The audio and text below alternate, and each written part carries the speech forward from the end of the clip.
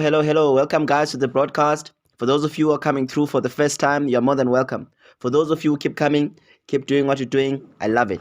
Guys, please don't forget to like and subscribe to this content. You can put on your notification bell so that you're notified each time we post a new video. Guys, so Caspar Nyovest has responded. Finally, he's released a diss track. Took a while, but he finally did it. I suppose because he also released a music video. I suppose he wanted to make it proper. Guys, when Caspar Nyovest released, I didn't expect a great song. In fact, for me personally, he did better than what I expected. When he released, everybody on Twitter was criticizing him. I don't know why Caspar is having such a tough time with people, guys.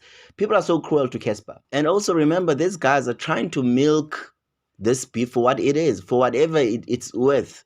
Because at the end of the day, they're releasing albums. They know hip hop is in trouble. Whatever it takes to trend, to be talked about, because they're trying to push sales. And he didn't have a choice but to respond, because that's the only way that he creates hype. That's the most effective way to market his new release and to try and milk hip hop, because hip hop is in trouble at the moment. So he had no choice, guys. He had to respond. I'm not the greatest fan.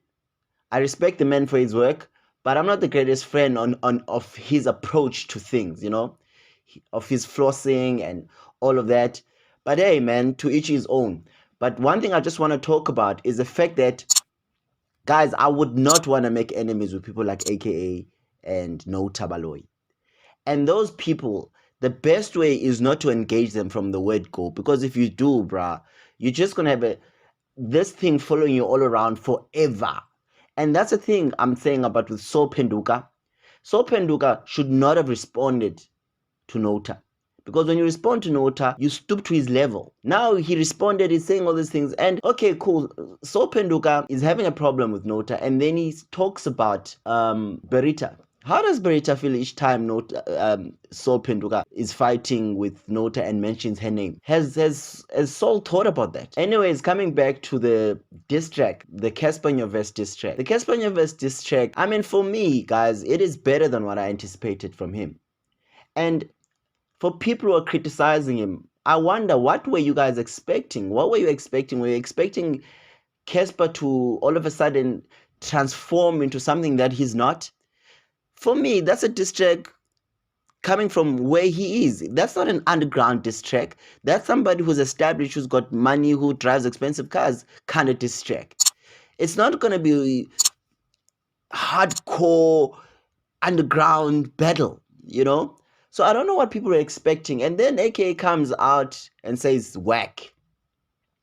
AKA's career lately has been about criticizing Caspar. And I don't know if that's a good thing, man, Every time Caspar does something, AKA, is that how he wants to define his career? Is that who he wants to become? Because that to me is really like cheap. But anyways, guys, I want to hear your thoughts, because people are criticizing Caspar. And what were you expecting? Were you expecting all of a sudden Caspar to be something that he's not? Don't you know how he raps? Don't you know what were you expecting? If anything, for me, he did better than what I expected. Anyways, those are my thoughts. Please don't forget to like and subscribe. See you next time.